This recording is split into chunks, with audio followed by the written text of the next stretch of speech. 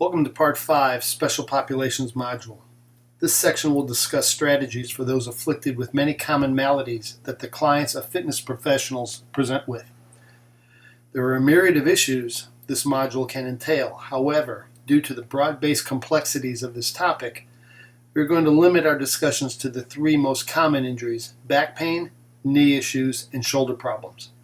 Additionally, there will be discussion and strategy sessions regarding the common phrase of piriformis syndrome and also iliotibial band pain.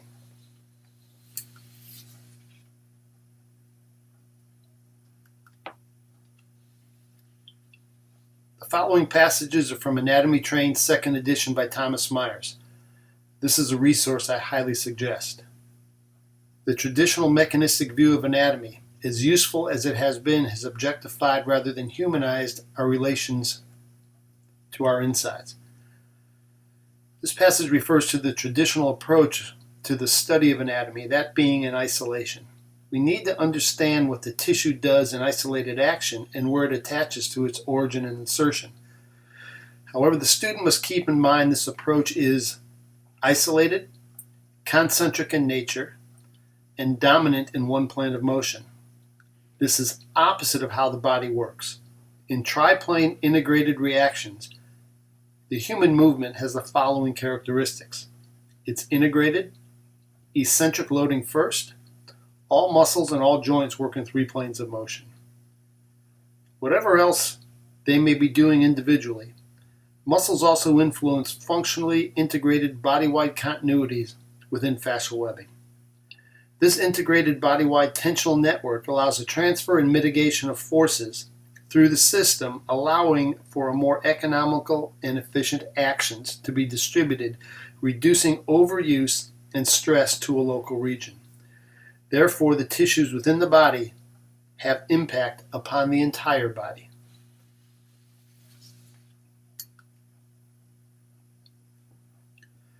Several authors and presenters have stated the body is a series of alternating mobile, stable joints. In reality, all joints work in three planes of motion and have a degree of mobility and stability inherent within them. Some joints are more conducive to a particular plane of motion. However, that does not say there is not motion in the other two planes as well. Therefore, no joint should be strictly mobile nor stable, but have the quality and integrity of both mobility and stability. All muscles, all joints will be three planes of motion. The books don't tell us that. This particular slide to me is my most important if I want to appreciate and understand how the body moves from the ground up and the top down. To me, this is the roadmap to unravel the complexities of what goes on in the body.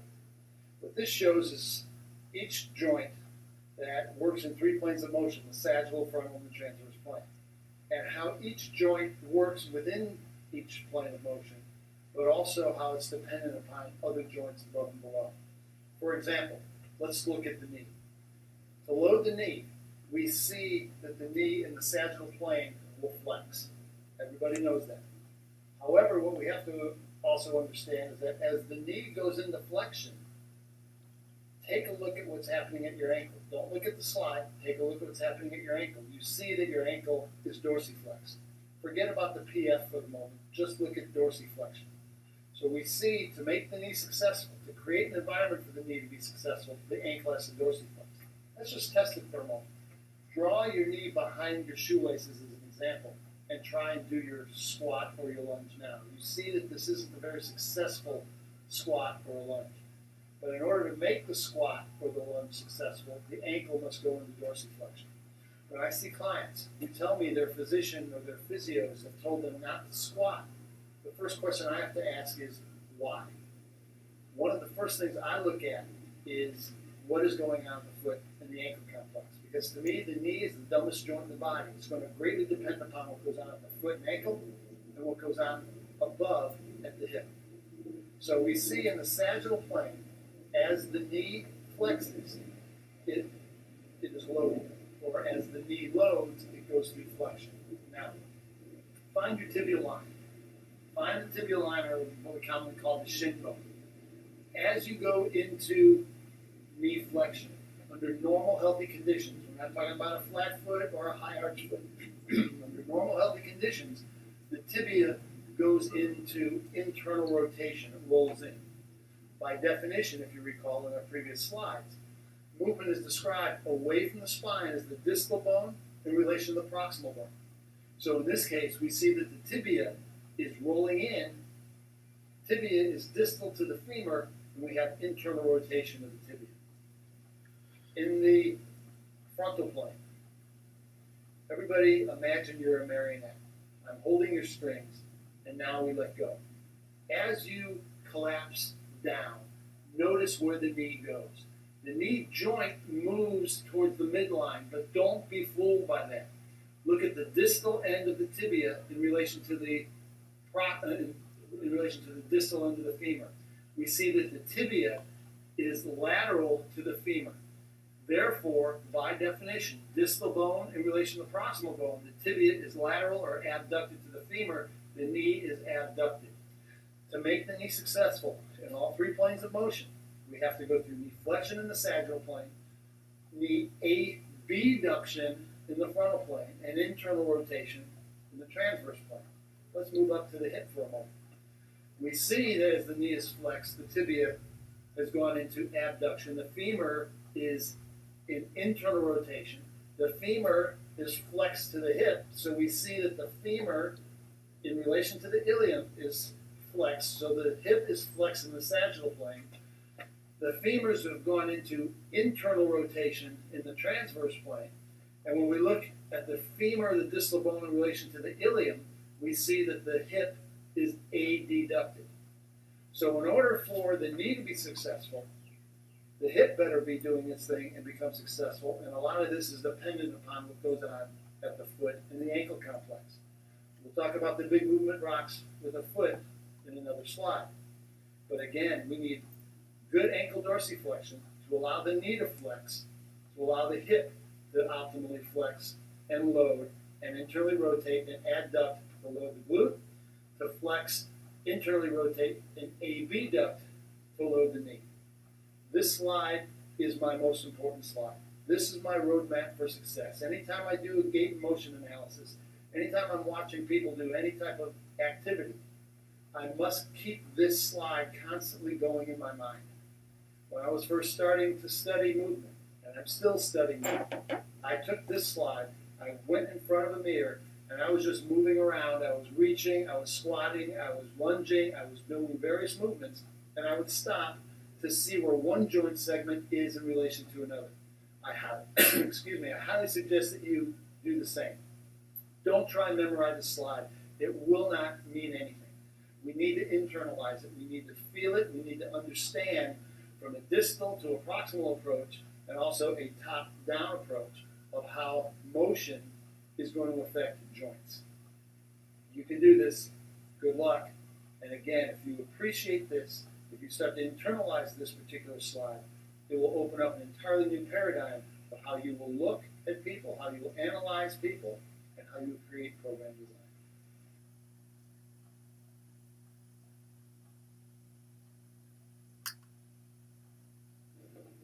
When I look at movement, I think of life as a big tic-tac-toe board. In the United States, it's referred to as a tic-tac-toe board.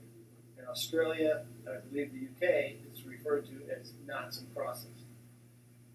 When I think of tic-tac-toe board, we have 2 lines come across, 2 lines go horizontal. We have 9 squares. 1, 2, 3, 4, 5, 6, 7, 8, 9. I think of those boards not only on the floor, but overhead, in front of me, behind me, and to the sides. When I think of those boards, I think of the movement spectrum. I think of the different foot positions and different arm reaches that we can create. When we think about this, in the sagittal plane, you can be in a neutral stance. You can be in a narrow neutral stance. You can be in a wider neutral stance. We're in a neutral stance, or you can be in a staggered stance. So when we're in a neutral stance, we can be neutral, we can be staggered. In the frontal plane, you can be narrow, or you can be wide. Now when you combine sagittal and frontal, you can be staggered and wide, or you can be staggered and narrow. In the transverse plane, we can be either internally rotated or externally rotated. So you can be neutral, internally rotated, externally rotated. You can be narrow, internally, externally rotated. You can be wide, internally or externally rotated. Or we can be staggered, long, externally rotated, internally rotated. So when we place our feet in these different boxes of the knots and crosses or the tic-tac-toe board, all of a sudden there's a different reaction through the foot, into the hip, into the thoracic spine, even through the low back, into the thoracic spine. And now think of it overhead that you go and reach these various boxes and various patterns. Now you have a limitless program design of exercises. Your exercise toolbox becomes very deep. But at the same time, what we're doing is mobilizing tissues from the ground up, but also from the top down. We can take a squat as an example. Most people do a bilateral squat. But if you do a long, wide, externally rotated or internally rotated, and now you squat, your entire system is taking on a different reaction just based upon this particular movement spectrum. So try it. Very effective, helps people become more mobile, but yet it strengthens them because the mobility and stability are dependent upon each other. Even though they're opposite ends of the movement spectrum, they're still part of the same movement continuum. After years of trying to understand human movement, I realized there are 4 big movement rocks within the body that must have adequate range of motion to ensure proper function and reduce risk of injury. When I think about the 3 most common injuries suffered in society, that being low back pain, knee pain, and shoulder neck pain, often these are results from immobility in one or more of the big 4 movement rocks. If you look at these injured regions, each one is between the big movement rock region. For example, the knee is between the foot-ankle complex and the hip. The low back is in the midst of the hip and thoracic spine. The shoulder is dependent upon good mobility of the scapula, which is dependent upon the action of the thoracic cage, which is dependent upon the action of the hips and foot and ankle complexes. If the 4 big movement rocks can be mobile and move through all 3 planes of motion, there will be a significant reduction of the 3 most common injuries: low back pain, knee pain, or shoulder girdle and neck pain. Historically, when clients have presented with kyphotic or round-shouldered posture, historically the fitness industry and the physio industry has addressed strictly the thoracic spine. But if you think about this, when we're round-shouldered, this is going to be an entire chain reaction. So what I'd like you to do for a moment is stand tall. From the greater trochanter to the top of your head, reach your head to the ceiling and stand tall. You'll notice that you have your lordosis. So what I'd like you to do is place your hand at your low back and one hand on your pelvis. Now become kyphotic. You will notice that as you become kyphotic, you're flexed at the lumbar spine, you're flexed at the thoracic spine, your shoulders are protracted, your cervical spine is flexed, and your head has come forward. But one thing as well, if you go from this position, stand tall again, you go from this side, you go from a kyphotic to to a stand tall position, your pelvis goes into a relative anterior pelvic tilt.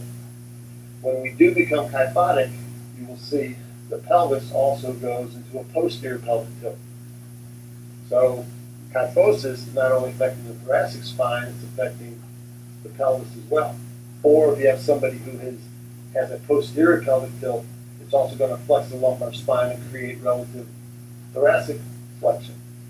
Some strategies for this in the past has been just stretch the pec and strengthen the posterior shoulder, but we have not addressed the pelvis. What we really need to do is have your client stand tall. To whatever capability they can, stand tall. From the greater trochanter to the top of your head, reach your head to the ceiling. Next is get into a staggered stance. If you will notice, as you get into a staggered stance, the extended hip now goes into an anterior pelvic tilt. You can then take a band or a tube or a low cable row, start low, stand tall, but reach forward, grab that band, cable, low cable row, and just reach to your hip height posterior side. As you do so, you're going to bend forward again. You're going to get into actually more kyphosis. Reach back rotate the hip. Remember the beacon of light. Shine the beacon of light into the lead leg. Rotate the hip as you reach posteriorly. What you'll see as you reach posteriorly, you're getting a stretch on the pec, actually getting a stretch of the pec into the opposite hip. And you're also getting retraction of the posterior shoulder girdle. The objective has always been to stretch the pecs, strengthen the backside, but we've never addressed the pelvis. Unless if we get the pelvis into a relatively anterior pelvic tilt, you will not gain the lordosis back. So what we're saying here, what we're suggesting is get into a staggered stance, anterior pelvic tilt, reach forward, and reach back. You're going to see that we're able to address the kyphotic posture, but not through the sagittal plane. You're going to gain success through the transverse plane. We stretch the anterior side, and we strengthen the posterior side. We've stretched the anterior X factor, the flexibility highway, and we're strengthening the posterior flexibility highway as well as the posterior X factor on the opposite side. So when we think about this, kyphosis is not just a thoracic problem, it's a pelvic problem as well. And we cannot clean up, we cannot have improvement in the posture unless we adjust both the thoracic spine as well as the pelvis.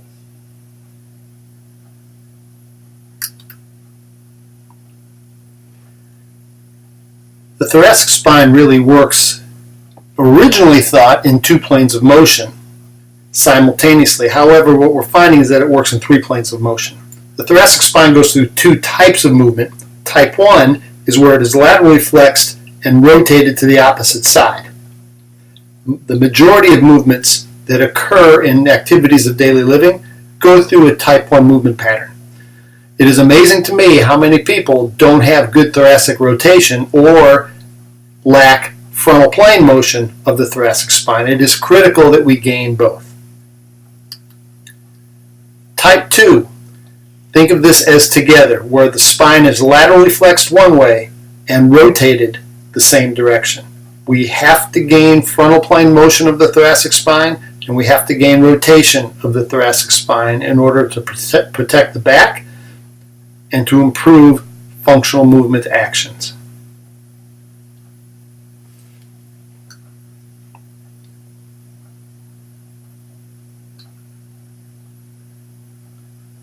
The complexity and myriad of back injuries makes this subject an endless undertaking. This portion of movement training for special populations will discuss the most common issues of those affected with low back pain, that being disc bulge or herniation, lumbar laminectomy or fusion, spinal stenosis, and scoliosis. My experience with those afflicted with back pain, I've found that the majority of this population are limited in motion in the foot-ankle complex, hips, and or thoracic spine. In the following slides, the strategies will include gaining motion in these big movement rocks regions. The following are thought processes, goals, and strategies to improve function, quality of life, and health and well-being for the individual dealing with back pain.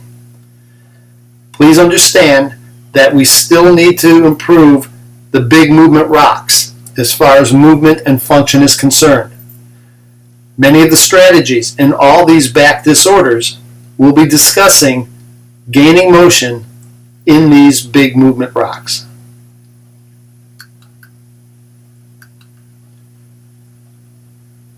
For those with disc bulge or herniation or laminectomy and fusion, assuming the back is not fused at that moment, the goal is to retract the disc if herniated, reduce the discomfort, and gain mobility of the regions above and below the injured site. Some strategies. Check the foot, hip, and thoracic spine. Start with deep abdominal wall activation progressions. Do a supine hip lift, quadruped thoracic rotation, lunge with reach progressions. We will view a sample back reconditioning program in just a little bit, but these are the strategies that we use for people who have these maladies. We want to mobilize the foot and ankle, the hip. We want to mobilize 1 to 2 levels above and below the injured site. We must make sure that we get thoracic spine type 1 and type 2 mobilization. And at times, self-gravitation is very effective. If the client can either hold on to something overhead, such as a chin bar, or such as the top bar of a true stretch, and gradually and slowly bend their knees, what they're going to do is have a self-gravitational tractioning of the spine and help open the disc space. My caution is, once they are done doing this, to return to normal standing position slowly so they don't have a rebound effect. Precautions here is avoid lumbar rotation and get it through the hips and the thoracic spine.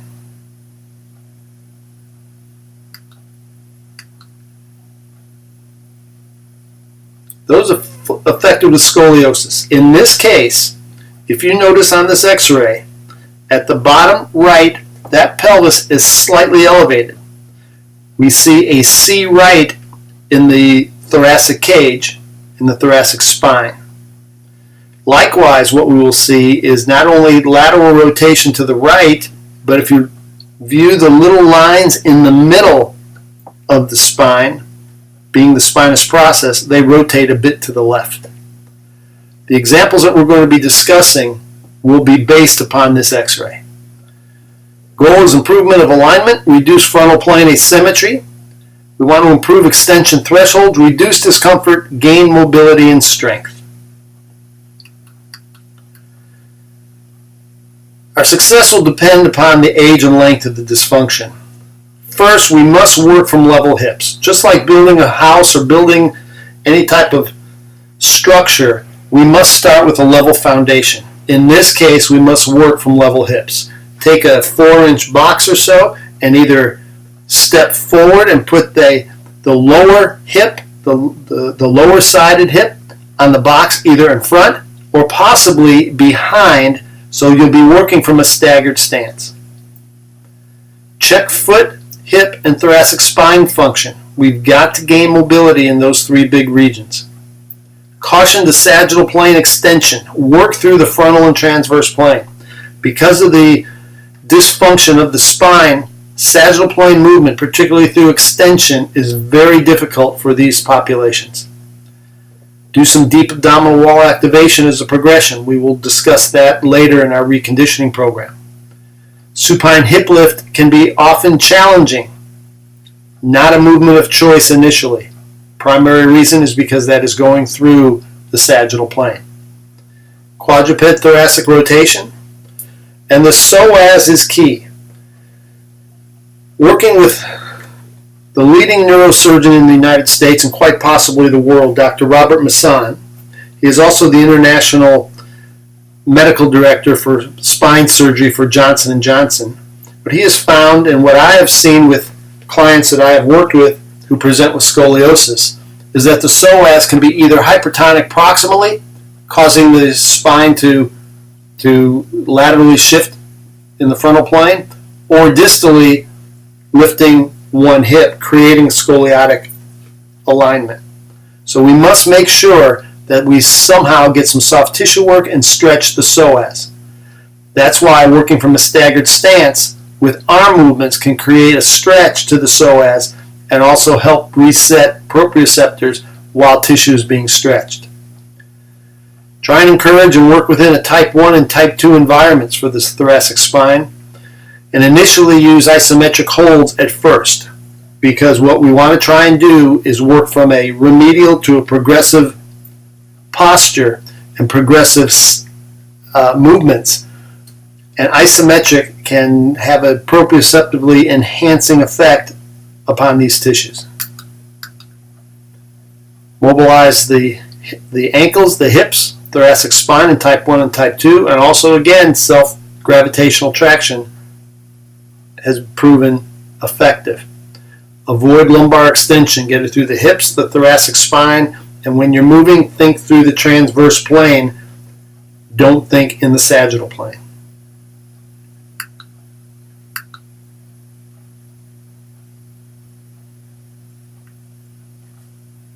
Start with a level foundation. Place the foot of the shorter leg on a box. Using the Kaiser functional trainer cable crossover or bands, in this instance, the tension of the resistance in the right hand will open or lengthen the concave side, which is C right.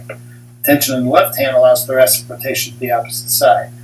Adjust hand placement based upon the posture of the client. The action is driven from the hips and has a bottom-up impact upon the spine rather than placing the tension directly upon the lumbar or thoracic spine. Imagine there's a flashlight in the navel and shine the light around the room. Remember, where the pelvis goes, the low back will follow.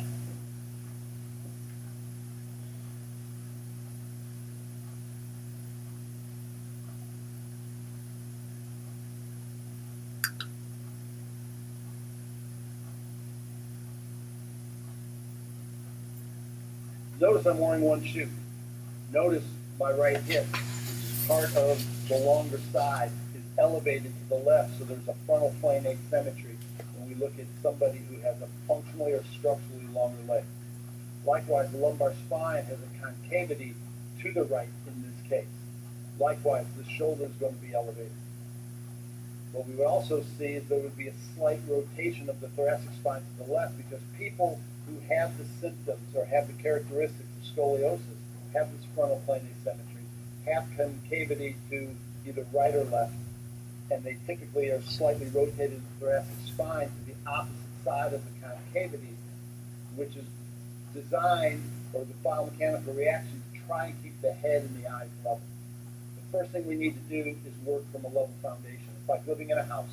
You want to have a house that has a level foundation. So to make this happen, what we must do is get that shorter side up on a box or up on a step, or in this case, in a true stretch, up on the pedestal. What this will do is level out the hips. So if the hips are level, and we've had this concavity to the right, what we want to try and do is open it up. So we'll reach overhead to the left, or we can reach a bit to the left, but I like going overhead because that will open it up in the sagittal plane, open up that C in the sagittal plane. Now remember, there was a bit of left rotation of the thoracic spine. If you look at that x-ray in last week's Insight, the right hip is slightly elevated, but look at the spinous process in the thoracic spine, it slightly rotates to the left, and you have the C facing to the right.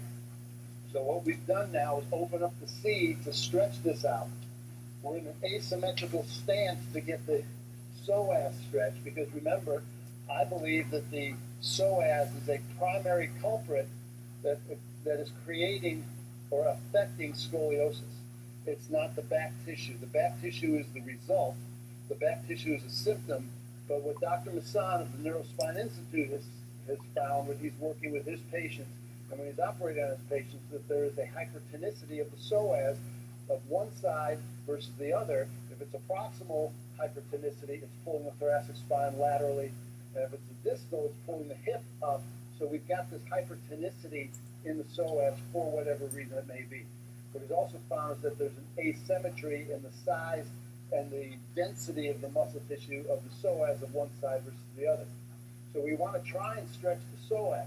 Getting into asymmetrical stance, a staggered stance, driving the hips forward, will get that psoas to stretch. But also the psoas is very close to the adductors, and also the hip being slightly elevated, often internally rotated, it's creating tightness of the adductor. So I don't just stretch in the sagittal plane. I'm going to get it to stretch in the sagittal and the frontal plane with a slight rotation, reaching up, which now opens that C. Now remember, that thoracic spine is slightly rotated to the left. I'm going to take an arm and reach slightly to the right, which now opens the side and rotates to get that spine in a more neutral environment. Then when I'm in this position, I will pull and push with the, in this case the left, pull with the right, which is creating an isometric stretch on the side that is short. But then as I pull, I'm getting an eccentric load, and I'm able to rotate and push, and I'm getting a bit of rotation as well. So we have a number of things going right now. We're trying to stretch in the sagittal plane, we're stretching in the frontal plane, we're getting a stretch in the transverse plane. That push-pull creates this this counterbalance is creating this isometric tension, which I'd like to have my clients work with first. Once we get the tissue stretched and we're in this position, now we're going to just drive a little bit from the hips just to try and open and rotate to get the tissue to become a little bit more mobile.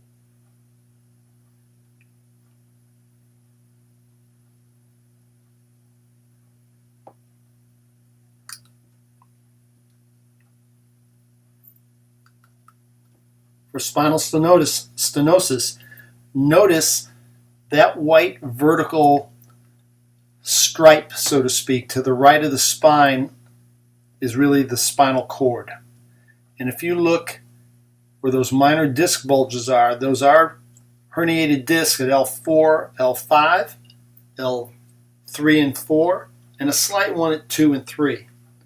Our goal is to improve extension threshold, reduce discomfort, gain mobility, and strength. Success will depend again on this population. Will depend upon age and length of dysfunction. Check the foot, hip, thoracic spine function. You will find that these people become kyphotic over time as the dysfunction and the disorder progresses because it pushes the disc further into the spinal cord. People who become kyphotic opens up the disc space and takes the tension off the nerve root. So therefore, we want to be cautious to sagittal plane extension work through the frontal and the transverse plane, particularly through the hips and the thoracic spine. Deep abdominal wall activation progression is where we typically start. Supine hip lift is often challenging and not the movement of choice initially. Quadruped thoracic rotation is helpful, and work from a staggered stance with arm extension reaches to help drive the thoracic spine as you go into the transverse plane. This population often has limited motion in their foot and ankle complex. They do not dorsiflex very well, so gain mobility in the ankle and the foot complex. Mobilize the hips and work through type 1 and type 2 mobilizations of the thoracic spine. Self-gravitation is effective. Again, a precaution. Get the motion through the hips and avoid lumbar extension. Think through the transverse plane.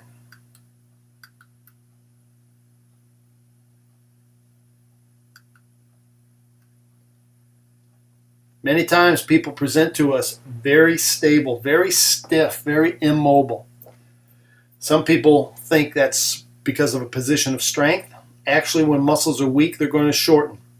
And what we start to see when muscle and tissue starts to shorten is that the joints become somewhat immobile. So therefore, we have too much stability. I like to have people become mobile first before we go through increased strengthening. We have to mobilize in 3 planes of motion. It isn't just stretching. We do it through various movement patterns. When I do this mobilization in these various movement patterns under their own body weight, first they're going to eccentrically load the tissues, which is going to lengthen the tissue in 3 planes of motion. But when you inherently mobilize with their own body weight, you gain strength.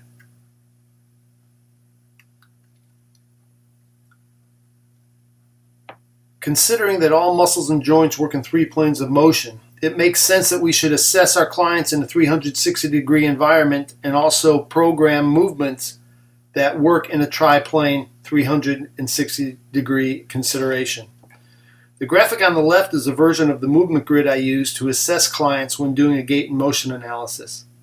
This is a 360-degree grid that can be considered similar to a clock.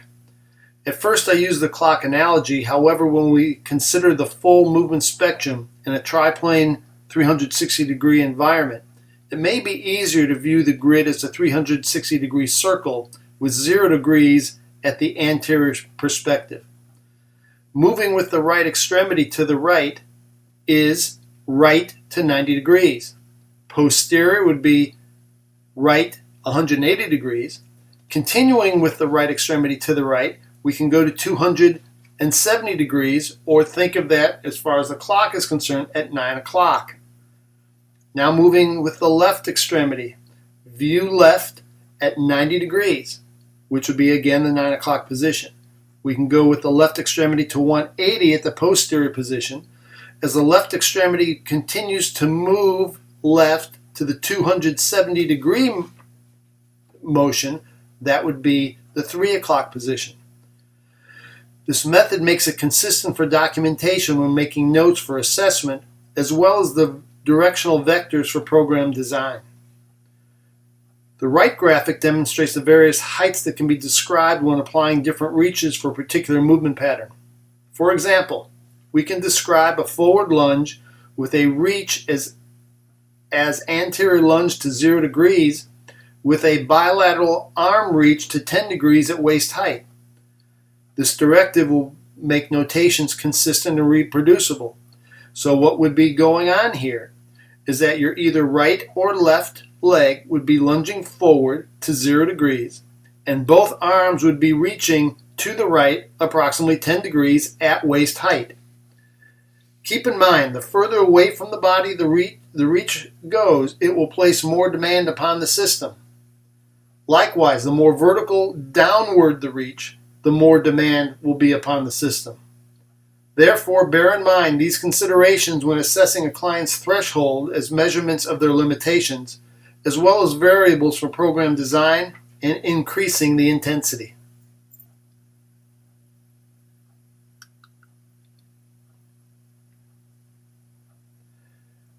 We need to understand the flexibility highway, so this will be a review if you have already worked through the Flexibility Highways module. Flexibility Highways is going to discuss how we can enhance movement for these special populations. The anterior flexibility highway runs from the anterior tibialis north to the distal quadriceps. The quadriceps attaches to the hip flexors that connect to the abdominals. The abdominals run northward and merge with the obliques, the pectorals, into the cervical flexors. If the position of the arm is flexed and or abducted, the anterior flexibility highway includes the upper extremity. Having a good range of motion of the anterior flexibility highway will enhance extension moments. Please remember that when we discuss the flexibility highways, I am more concerned with the fascial attachments and the neighboring fascia to make a longitudinal, latitudinal, and in-depth three-dimensional connection. Yes, I have to understand where the muscles connect, but I sure want to know what my fascial relationships are, which then will then predicate the type of movements we will use for our clients.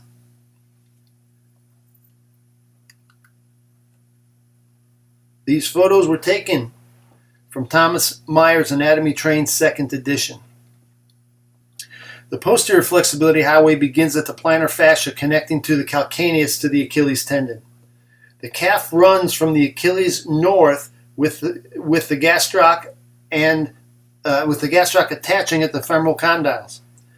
The gastrocnemius merges with the hamstrings that attach below the knee and wrap around the tibial condyles.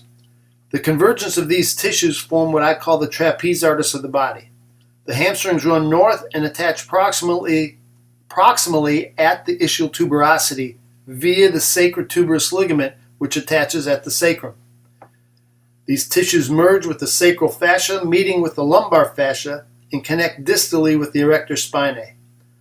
The erector spinae travel north and proximally attach to the occiput, to the cranial fascia, to the forehead. Good range of motion of the posterior flexibility highways enhances flexion motions.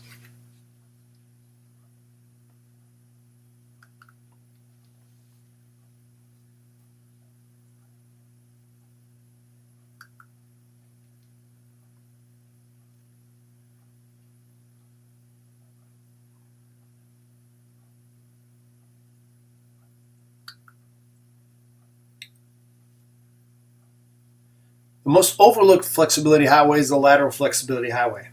To enhance lateral motions in the frontal plane, there must be ample range of motion along the lateral flexibility highway. Starting at the perineals, traversing northward, there is a convergence at the lateral fibular head with the fibers of the iliotibial band at the lateral tibial condyle. The iliotibial band continues northward to conjoin the tensor fasciae lata. The tensor fasciae lata merges with the lateral gluteal complex.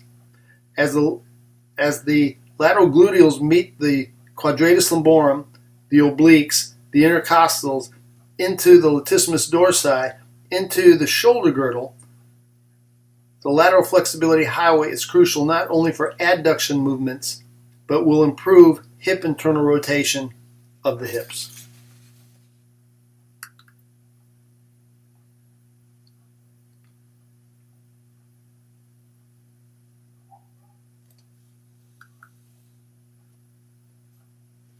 When viewing the adductor complex, the fibrous alignment runs from the posterior femur medially to the pubis ramus. The fascia is a close neighbor to the rectus abdominis and external obliques on the opposite side. The external obliques meets the serratus anterior into the pectorals to the opposite shoulder.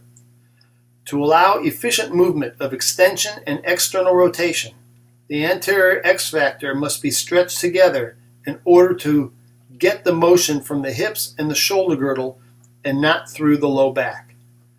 Any motion that goes through extension and rotation moves through the anterior X factor.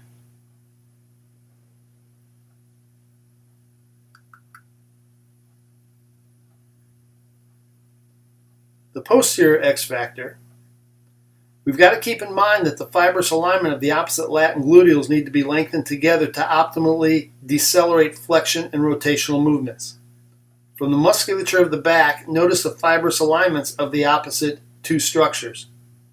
The posterior X factor has a parallel line along these soft tissue structures that converge through the lumbar fascia. Possessing good range of motion along the posterior X factor will improve movements requiring internal rotation and flexion.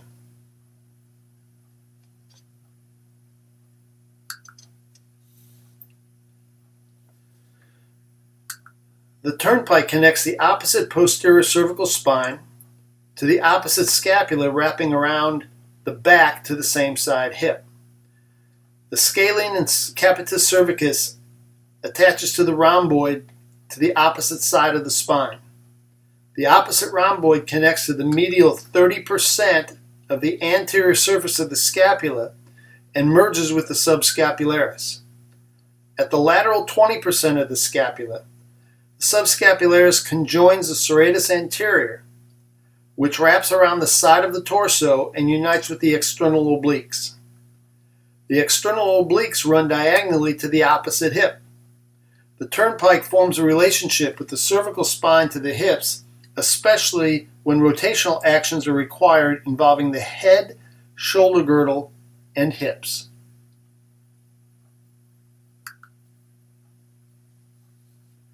Anytime that we stretch a client, particularly if they have been sedentary, if they're elderly, or if they've had an injury, what we must do is make sure that we provide an appropriate matching exercise for the designated stretch. The rationale for this is if we stretch our client and they have not been through that range of motion, the proprioceptors will not be sensitized to be able to control that increased range of motion. Therefore, we must go through a remedial movement pattern to sensitize the proprioceptors, which at the same time, when they go through this movement pattern, will start to inherently increase the strength and their ability to control eccentric loading.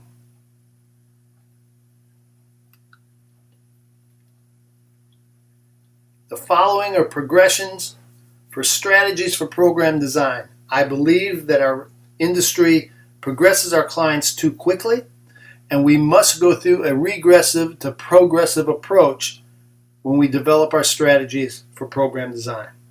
Remember the four big movement rocks: foot and ankle complex, the thoracic spine, the hip complex, and the foot.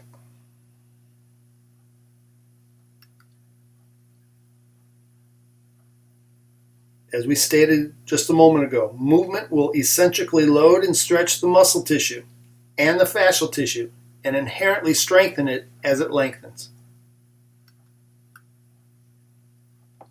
When we blend tradition, the traditional movements, such as isolated movement patterns, case in point, something similar to a squat or a power clean or a deadlift. These are good exercises, but think of the traditional isolated movements. At some point, we have to bridge the gap and blend the traditional movements with function. The strategies that I use is that I'll go concentric, then eccentric.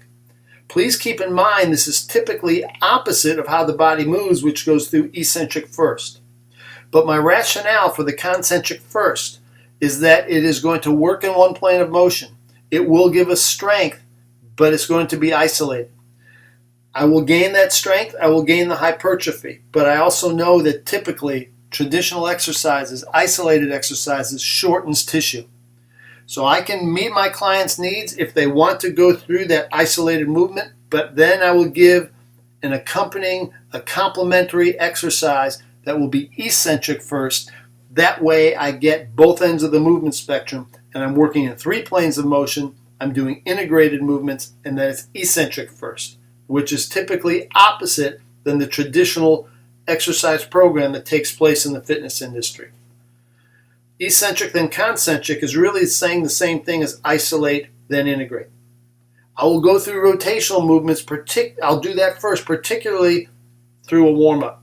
The rationale for this is that the sagittal plane and frontal plane are often referred to as linear movements or linear planes of motion. Gravity, tissue restriction, joint restriction often has an impact on limiting that range of motion. You will see that gravity has a huge impact upon the linear planes of motion, that being the sagittal and frontal plane. Gravity has very little impact through the transverse plane, which is where rotational movements occur. Therefore, if we go through linear movements first, my concern is that we will not have the energy, or the client will not have the energy and the strength to decelerate rotation through the transverse plane. The majority of injuries that occur, the majority of overuse injuries, typically occur due to the lack of eccentric control. Therefore, I want to go through the transverse plane and rotational movements first. I'll go heavy before functional threshold. You will be able to go and use heavier movements heavier weights in linear planes of movement than in the transverse plane. Therefore, to gain the strength, to gain the hypertrophy, we'll do the heavy, but then the further away that we move from our central line, that being the spine, going to the functional threshold, we have to reduce the weight that we would use. The strategies that I've been using with special populations, people who have had injury, I'll do a muscle energy technique first, then we do a traditional exercise, and then I integrate. This way I cover the full movement spectrum, and I've had success in progressing my clients from a remedial to a very progressive approach.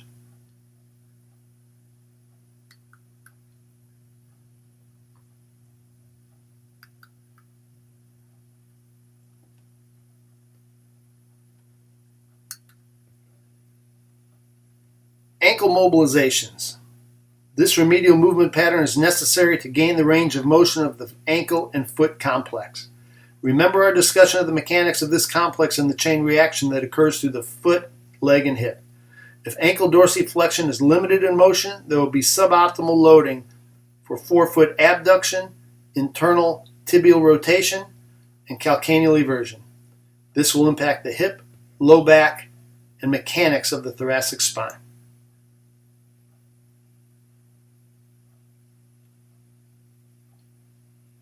Reaching opposite lateral will enhance calcaneal eversion.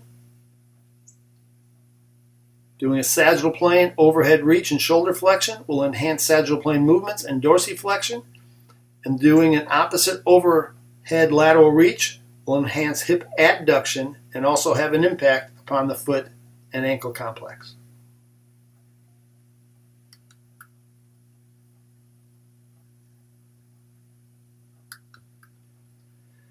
Wall patterns are a safe and controlled motion that will assist to mobilize the foot and ankle complex and the hips. Imagine a clock on the wall with 12 o'clock and 6 o'clock representing the sagittal plane, and 3 o'clock and 9 o'clock the frontal plane. Make sure the motion is captured through the ankles and hips. Do not think that 12 to 6 is only for the right-sided motions and 6 to 12 is only for left. Reach to the opposite side, not only for opposite lateral reach, but this will enhance the transverse plane motion as well. Start movements at shoulder height, then add the vertical angulations to get more sagittal plane loading through the system. There are only 3 cues that I use for any of my clients in any movement that they do. The first being stand tall. The second, imagine there's a flashlight in the navel. I call that the beacon of life. Anytime that you rotate, shine that flashlight, shine that beacon of life all around the room, because where the pelvis goes, the low back will follow. And the third is, don't reach with an arm, but reach with the scapula. Where the scapula goes, the humerus will follow.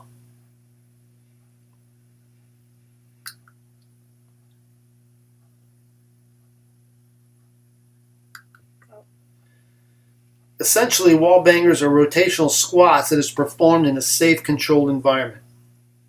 The goal of this pattern is to gain mobility while building eccentric strength and loading.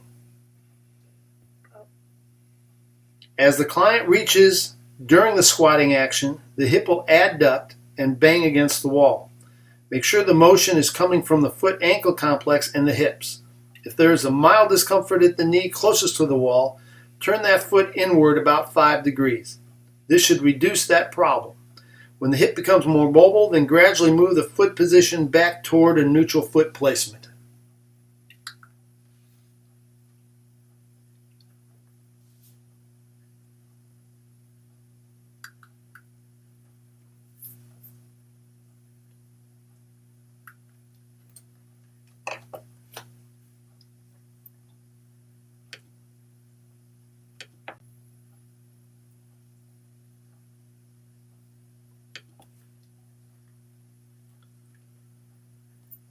This sample back conditioning program, weeks 1 and 2.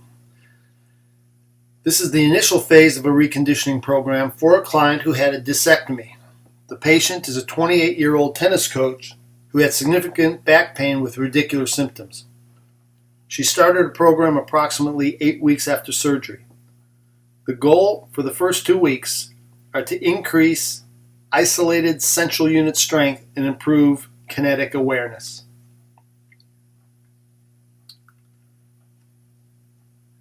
The first movement is the dead bug with extremity reach. The rationale for this is to provide a cognitive awareness to the central unit, improve isolated strengthening of the deep abdominal wall complex, and improve the kinesthetic awareness and proprioception. The extremity reaches add stress to the system by lengthening the lever arms and impacting the planes of motion upon the tissue.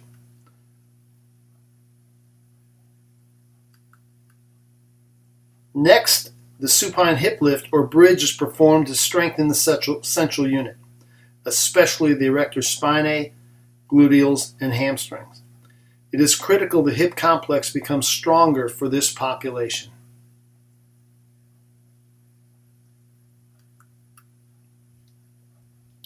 The quadruped is a movement pattern that improves mobility of the thoracic spine and pelvic girdle, all in a very controlled environment. It is imperative that mobility be gained in the thoracic spine and pelvis to reduce the excessive motion through the transverse plane in the lumbar spine. Remember to reach with the scapula, because where the scapula goes, the humerus will follow. Additionally, where the pelvis goes, the low back will follow. If there is ample range of motion in the thoracic spine and pelvis, the lumbar spine will not have to compensate for additional motion that these regions should provide.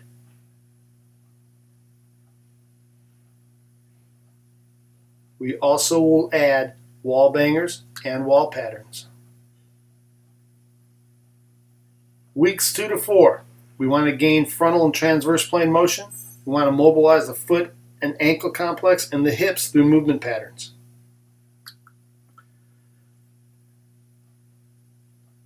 The progression to the next phase is dependent upon the client's strengths, symptoms, and quality of movements. If gains have been made with no significant complaints of symptoms, then go to the next stage of the program. The goals of this phase is to continue strength gains and add motion in the frontal and transverse planes. At this stage, start to implement movement patterns that will improve the range of motion in the foot and ankle complex and improve motion through the hips. The rationale for waiting until this phase for these goals is to gain the strength in the central unit first before there is more eccentric loading in all three planes of motion throughout the system as the hips and foot and ankle complexes become more mobile. The next two movement patterns are the supine hip lift and moving side to side to gain strength in the frontal plane. When this is successfully performed with no discomfort, then progress to the hip lift with the lower extremity reach in the transverse plane. Notice how the hips move and the low back follows. If the hips are not mobile enough to accomplish this task, then hip mobility must be gained prior to commencing this pattern. The next movement phase is the core stabilization with step out. This strengthens the abdominal complex, especially the obliques in the frontal plane.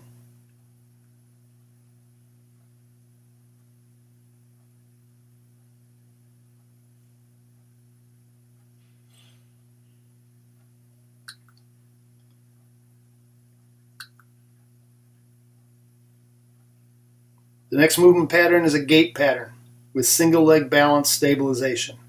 This is designed to strengthen the hips and the central unit during the single leg balance phase of gait. This motion is important for the central unit to control the swing phase of gait, as the internal obliques, quadratus lumborum, and transverse abdominis is highly recruited during this phase of gait. Pivotal toe touch is an example of an important movement pattern as it helps to improve and mobilize foot and ankle complex, including the subtalar joint.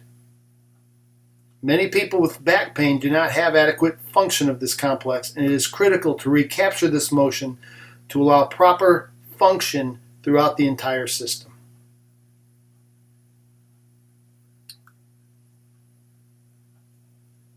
Triplane lunges will also help immobilize and strengthen the lower extremity and hips in all three planes of motion. Watch for good quality of movement, balance, and reduced compensations when performing this activity. Then we'll progress to warding patterns, which strengthen the central unit, but does so with the synergistic action of the lower and upper extremities. Warding means guarding and allows the body to eccentrically load in all three planes of motion from the ground up. We first start with partner warding patterns, just giving resistance to the arms placed out in front of you.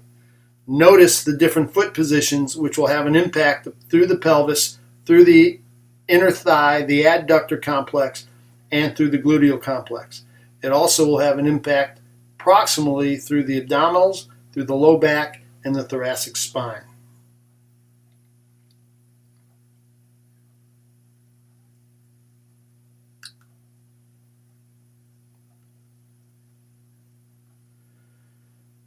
Weeks 5 and 6, our goals are to strengthen and increase triplane movement in the hips and the thoracic spine, as well as gain integrated strength. Warding patterns with stability balls add a dynamic dimension to the warding pattern that was introduced in the prior phase.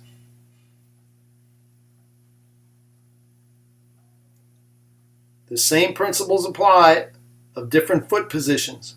Remember the movement spectrum and the tic-tac-toe or the knot and crosses board. What we want to do is place feet in different positions in all three planes of motion. The crossover walk anterior X factor is designed to gain mobility from the opposite hip to the opposite shoulder. Yet when these structures are eccentrically loaded, they will gain strength and be able to control motions that extend and rotate.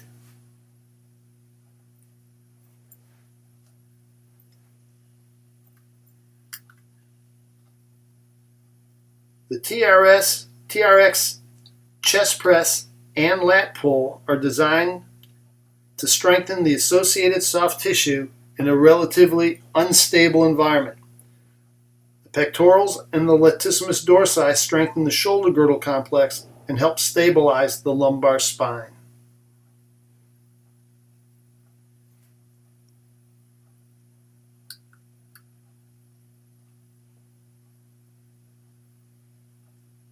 In weeks 7 and 8, we were assuming the client has the mobility to move through the hips and the thoracic spine, as well as the stability to control the desired movement patterns.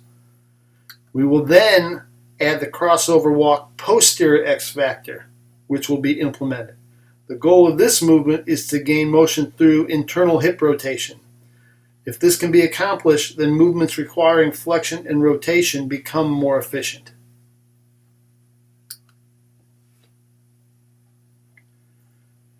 Lastly, the higher level movement patterns that require a great amount of mobility and stability are the TRX core stabilization and warding patterns. These are performed on either one or two legs, with the consideration that one leg will be more demanding. The final stage is preparing to return to play or activities of daily living that resemble the desired goals and outcomes of the client. In this case, we started with lunging patterns, then added reaching patterns. After successful execution, a tennis racket was used to add a longer lever arm, which will increase the load upon the system.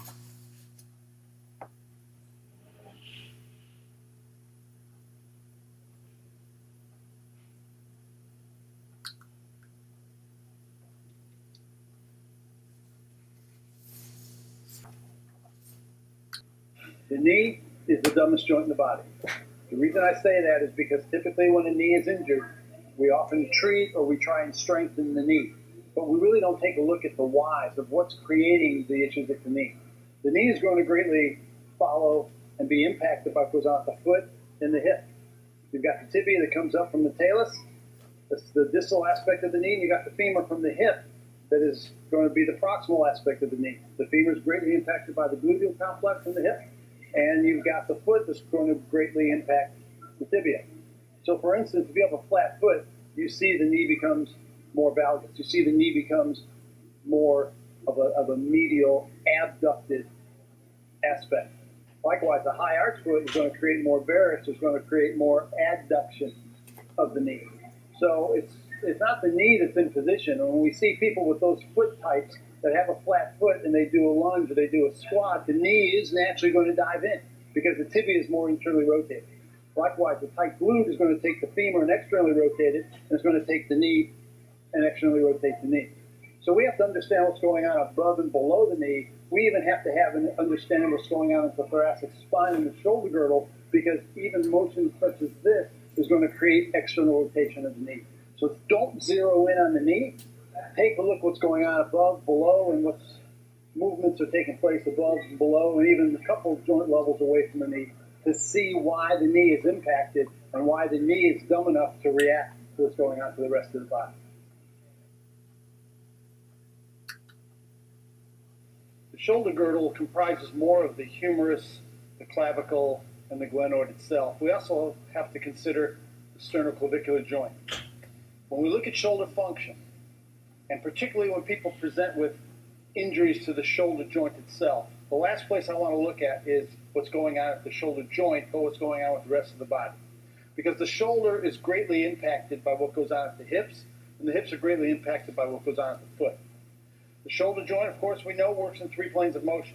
In the sagittal plane, there's a huge relationship of the hip with the shoulder joint and the scapular motion itself. So if you would stand up and just stand loosey-goosey, let your arms hang nice and loose at your side, and if you flex forward, as you flex forward, you're going to notice that your scapula is going to protract. Scapula is going to protract and elevate a little bit.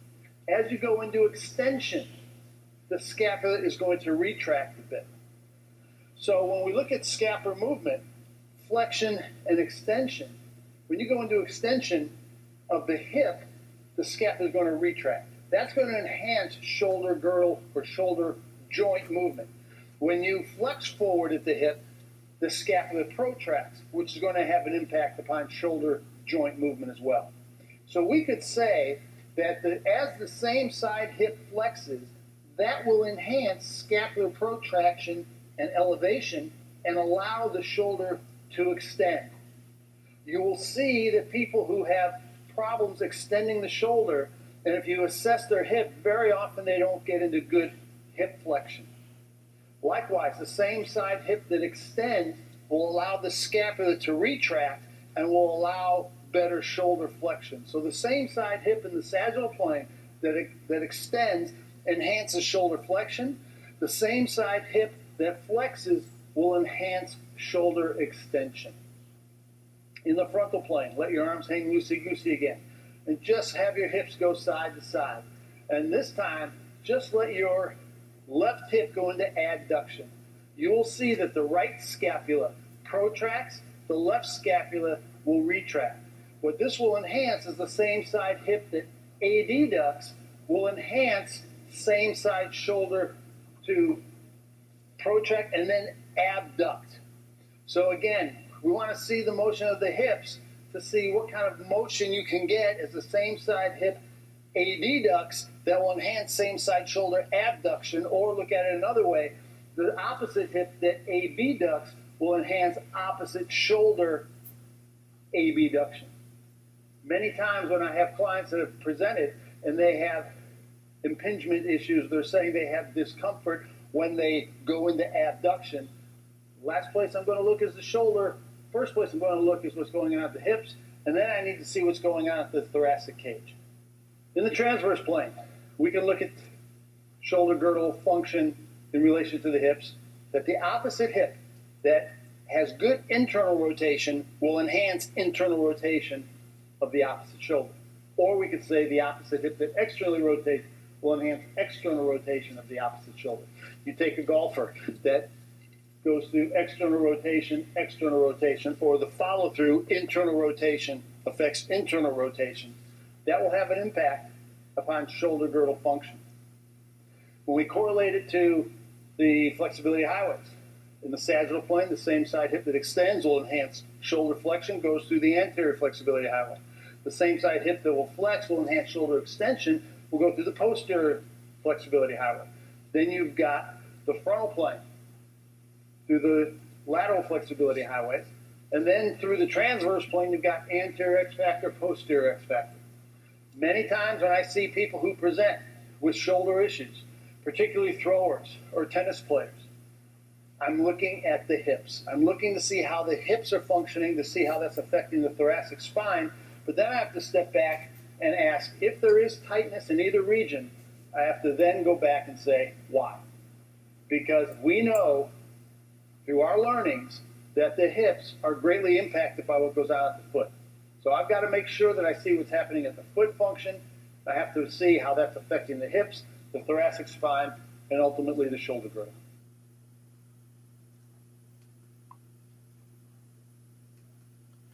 Based upon the principles and concepts previously discussed about the shoulder, a remedial approach is to pre-position the arms and have the body move on the shoulder rather than the shoulder move on the body, and we will demonstrate that in just a moment.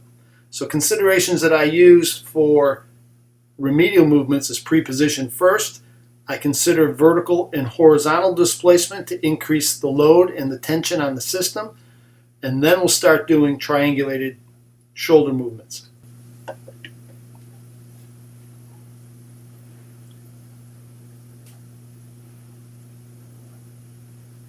Based upon the discussion of shouldering the load from the ground up, there is a correlation of shoulder girdle function which is dependent upon the thoracic spine and the pelvis.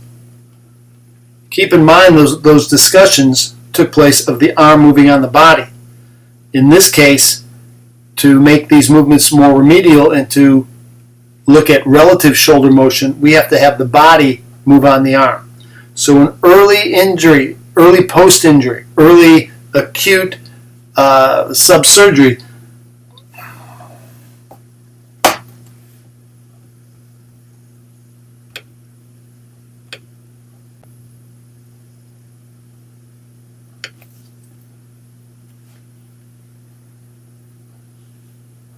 from our discussion of shouldering the load from the ground up, shoulder girdle function is dependent upon pelvic and thoracic action.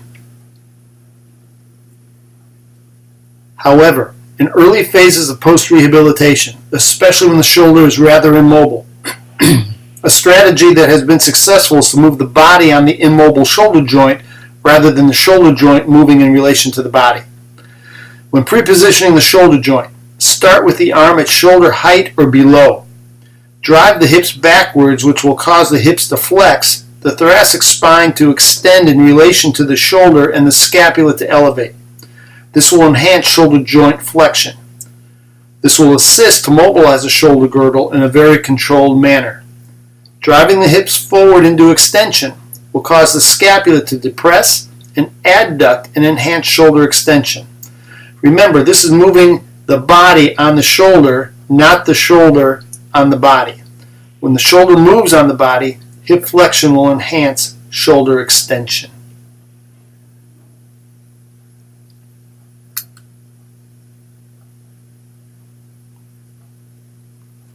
Relative shoulder motion in the frontal plane, integrated movement patterns dictate the same side hip that adducts enhances same side shoulder girdle abduct. Another way to view this is the same side hip that adducts the opposite shoulder girdle adducts. In early post-rehabilitation, or if the shoulder girdle is immobile, move the body in relation to the shoulder girdle rather than the shoulder girdle in relation to the body. In this case, start with the hand holding on a stable object at shoulder height or below. Drive the hips away from the hand holding the stable object. As the opposite hip adducts, the opposite shoulder and scapula or the affected shoulder protracts, allowing the arm to abduct.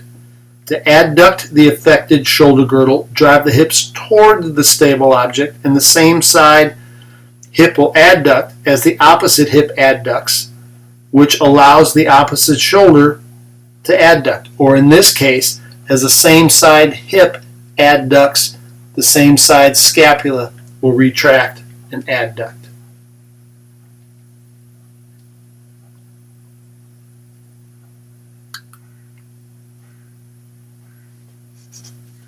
In the transverse plane, chain reaction biomechanics indicates that the same side hip that internally rotates will enhance opposite shoulder girdle internal rotation. Using the same alignment as described in the two previous slides, turn into the hip of the arm that is stabilized. As the hip rotates internally, the opposite shoulder will internally rotate as well. However, as the opposite arm reaches, the thoracic spine will also rotate toward the stabilized arm and shoulder, causing the body to rotate into the arm, ultimately creating internal rotation of the affected shoulder joint. However, the desired reaction is to allow the scapula of the affected arm to protract, as that action is required to allow internal rotation of the shoulder joint. Ultimately, the strategies of this slide and the two previous slides is to gain motion of the scapula in all three planes of motion and not affect the shoulder joint directly. It is imperative that the thoracic spine be mobile, which enhances scapular mobility and ultimately improve shoulder joint motion. The body is an integrated relationship, integrated matrix of tissue from the ground up as well as the top down. And we also know that changing body angles or reaches has an impact upon what goes on from the top down or the bottom up. Many times clients present, and when they do a squat, their knees go into a valgus moment, or when they do a lunge, the knee dives in. And so many times I see trainers trying to correct that, trying to either hold the knee back or they'll take a band and drive the knee outward. But really, think of it this way, the knee is the dumbest joint in the body and is greatly impacted by what goes on at the hip and the foot. So when I see clients that come in that have a valgus moment, I have to sit back and think why. In many cases, the foot may be a flat foot, and remember the knee is going to be greatly influenced by what goes on at the foot. So if somebody has a flat foot, and when they squat or lunge, the knee dives in immediately, or the knee goes into an abducted moment, we have to understand that if we have a client who has that position or that type of reaction, if we have them reach to the same side lateral, in other words, the right leg is forward, or reach to the same side lateral will enhance calcaneal inversion, reduce the amount of dorsiflexion, so they'll go into a relative plantar flex position, but the tibia is going to externally rotate and the knee is going to line up better over the second and third metatarsal heads. I want to make this a subconscious reaction. I don't want people to think, keep the knee tracking over the second and third toe, because the knee may not want to do that. But if I see that we can do a lunge with the same side lateral reach, you're going to see calcaneal inversion, tibia is going to externally rotate, less dorsiflexion, the forefoot abduct. Likewise, somebody may have a high arch foot, and when they do a squat or a lunge, the knee wants to track laterally. If you do an opposite lateral reach, that will enhance calcaneal eversion, dorsiflexion, tibial internal rotation, forefoot abduction, and you're going to see the knee will track more over the second and third toes, as for some reason the goal seems to be. I'm not overly concerned of where the knee goes. I'm more concerned of why it goes that way and how it comes out of that reaction. So again, same side lateral reach will enhance calcaneal inversion, less dorsiflexion, tibial external rotation, forefoot adduction. Opposite lateral reach will enhance calcaneal eversion, dorsiflexion, tibial internal rotation, forefoot abduction. If we have an overhead reach, it's going to keep it's going to keep the foot and the subtalar joint relatively neutral. You get into an anterior reach, you're going to get more of a sagittal plane effect because of the lengthening on the posterior flexibility highway. So reaches can be extremely effective to modify or to tweak the desired reaction of either a squat or a lunge.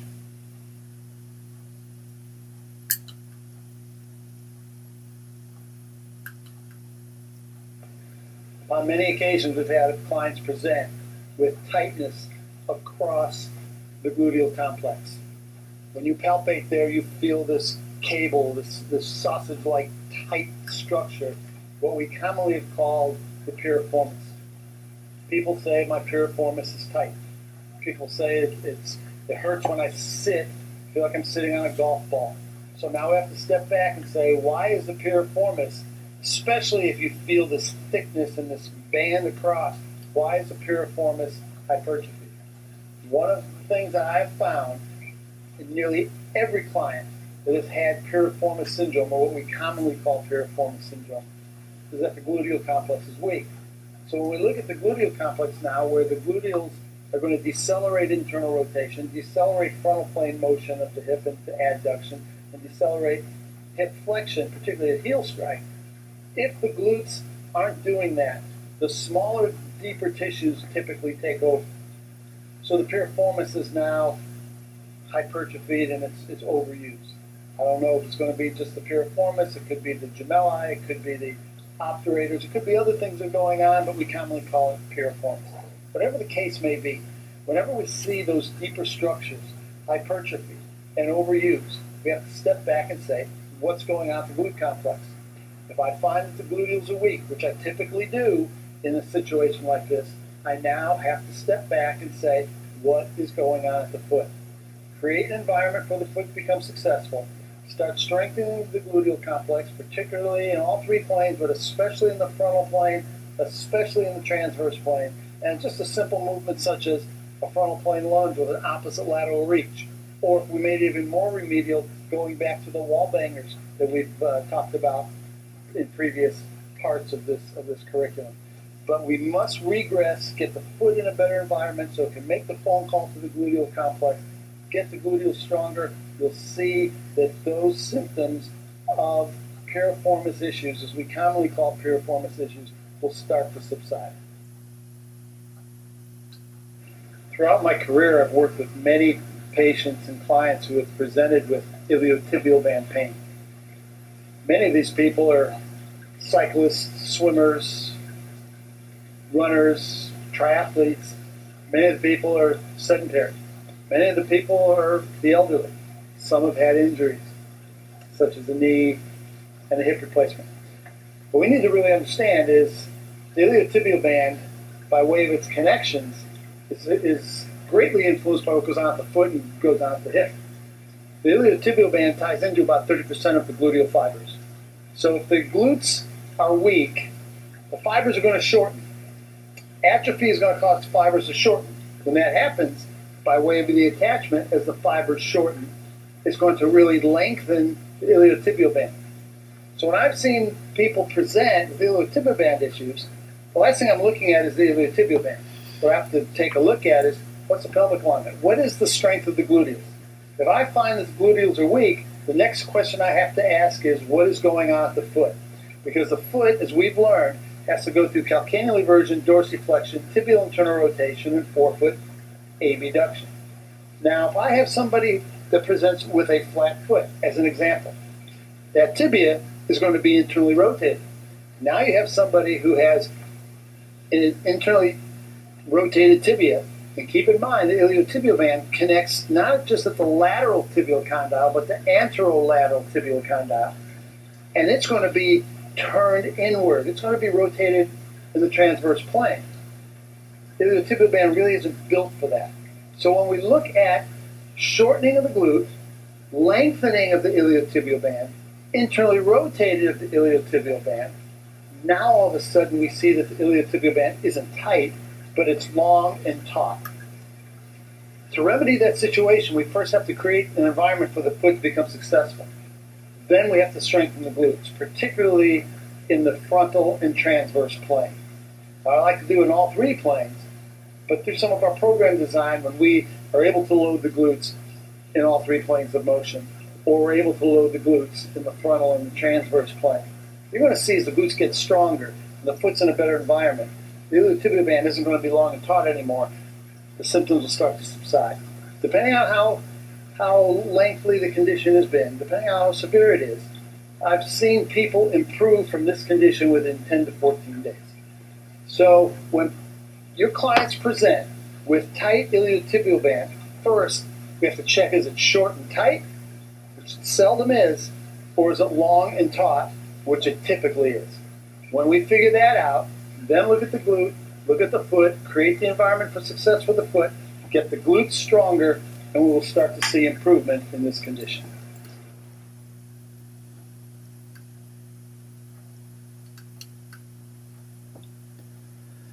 This concludes our curriculum, Insights to Functional Training.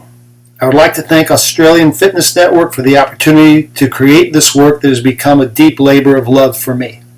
I especially want to thank all of you who have been kind enough to enroll in this course. I hope I was able to add a few tools to your toolbox and provide insights and perspectives to assist you when working with your clients and provide strategies to their health and well-being.